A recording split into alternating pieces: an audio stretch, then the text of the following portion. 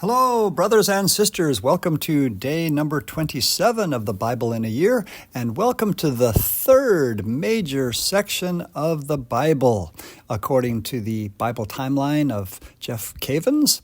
And so we've gone through the first part of Genesis, which was called the early world, and then from chapter 12, it was the section called the patriarchs, with Abraham and Isaac and Jacob and all their adventures.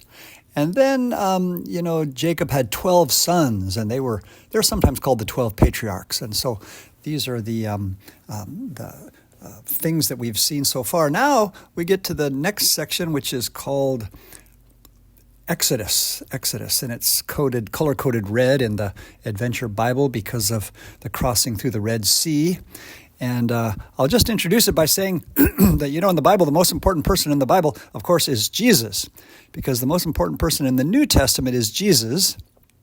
Of course, the Old Testament, most everybody is a symbol of Jesus in some way or another, like some symbols or types of Christ.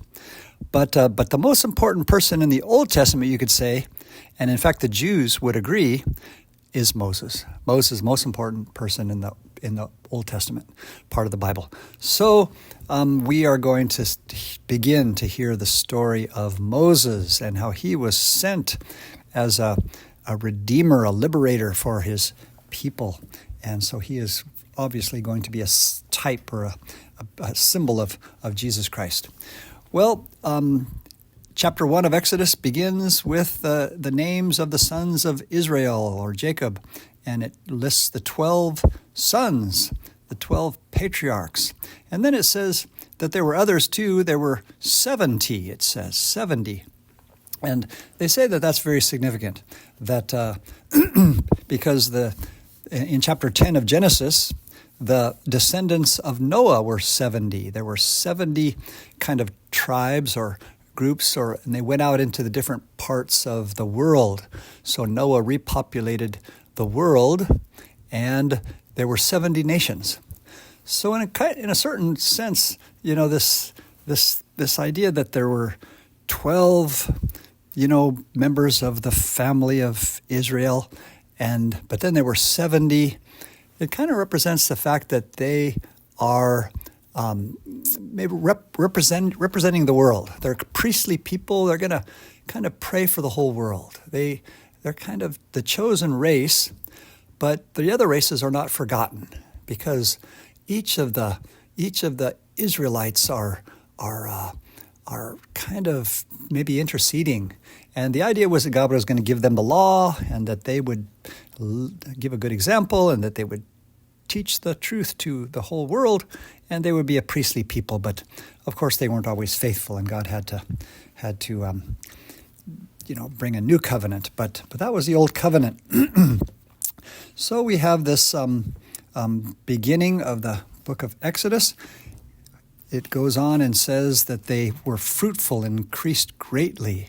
So here they were, in Egypt, living high on the hog, off the fat of the land. They had lots of prosperity. God was blessing them and fulfilling the promise that they would multiply, and that Abraham's children would be like the stars of the sky. So they're, even though the rest of the country was suffering because of the famine, of course, but for the next 300 or 400 years, between the book of Genesis and the book of Exodus, the people of Israel, they were there in Egypt. They gradually were multiplying so much that the Egyptians started to get jealous of them, and they started to maybe make them into servants and slaves and persecute them. And that's what we're seeing at the very beginning of the book of Exodus.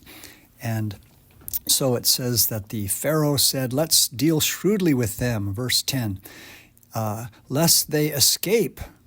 That's ironic, of course, because ultimately what they did to the Jews caused, God to help them and let them escape. They escaped anyway. So that's kind of ironic. But in verse 11, we have the fact that they were enslaved. Their taskmasters were put over them to put heavy burdens upon them, and they were made to serve with rigor, as it says. In my Bible, which is the brand new Ignatius Study Bible, it has a very interesting little footnote that says that there's an Egyptian tomb painting from the 15th century BC that they found in one of the, like one of the pyramids or the tombs in Egypt. And it shows sort of Semitic or Jewish or Israelite slaves making mud bricks and under the supervision of armed taskmasters.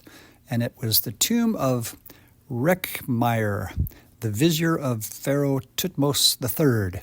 So anyway, it's wonderful when they can find archaeological proof of things that we have in our scriptures.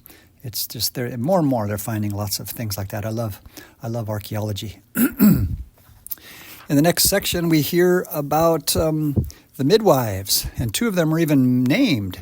These two midwives, whose names are Shiphrah and Puah, and they are mentioned as being kind of courageous because they decided not to obey the Pharaoh's order to kill the male babies that were born, and so they are kind of held up as heroines a little bit here in the scriptures.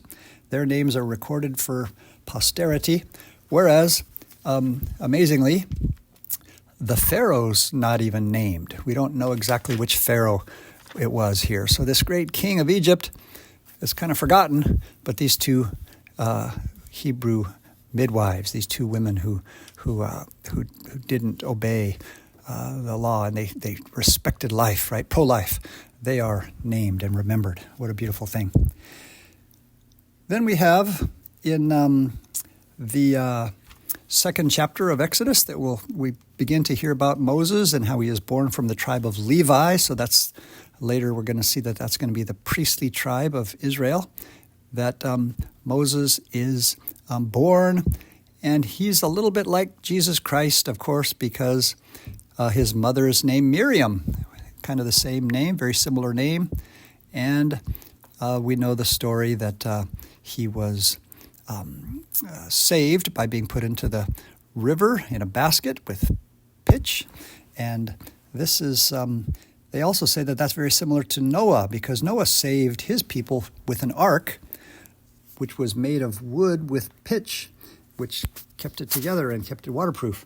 So just like Noah saved the people of his family from the flood, from destruction, so Moses was kind of like a new Noah who's going to, like a recreation, a new beginning. Moses was going to save the nation of Israel and bring them to safety. And as we hear the story of Moses, we see again how beautiful the Old Testament part of the Bible is, just showing how God just really spoils his people and cares for them and brings them prosperity and blessings, and so many times it's kind of repeated. And here in this case, we just have Moses is just amazing. He is put into the river, just in hopes that maybe he'll somehow survive in order to save him. But what happens? The Pharaoh's daughter finds him, and the sister is there kind of spying, and the sister comes out, and the Pharaoh's daughter says, this is a beautiful little child, and I'm going to, can someone help me raise this child? Since the Pharaoh's daughter, perhaps hadn't any children of her own, and so she wanted someone to raise the child, and so the sister says, I will take her to someone who can nurse the child. And then she takes Moses to Moses' mom. And that is just a hilarious sort of a twist and a beautiful thing that we have here. It says that Moses was given the name Moses, which is actually, there's an Egyptian word, Moshe, which means born, or someone who was born, Moshe. But then it's very similar to a similar Hebrew word, which is mashah, which means to draw out. And so it was kind of a play on words that he was drawn out and taken out of the water. And of course, he became the one who was he was born to draw his people out of slavery and bring them to safety in the promised land. So Moses grows up in the court of the Pharaoh, and he just, again, gets all this prosperity and becomes the very important in the society of Egypt, kind of like Joseph, we know from the book of Genesis. This is just what happens. And, maybe you could figure it's God's plan to have him be able to lobby for his people somehow, to put in a good word in the government for his people. But it doesn't quite work out because Moses is a hothead. He's kind of an angry man who kills an Egyptian, trying to defend his one of his fellow countrymen. And it's interesting what they say. The next day it says there were two Hebrews were arguing, and Moses tries to intercede or to stop the quarrel, and they answer, "Who made you prince and judge over us?"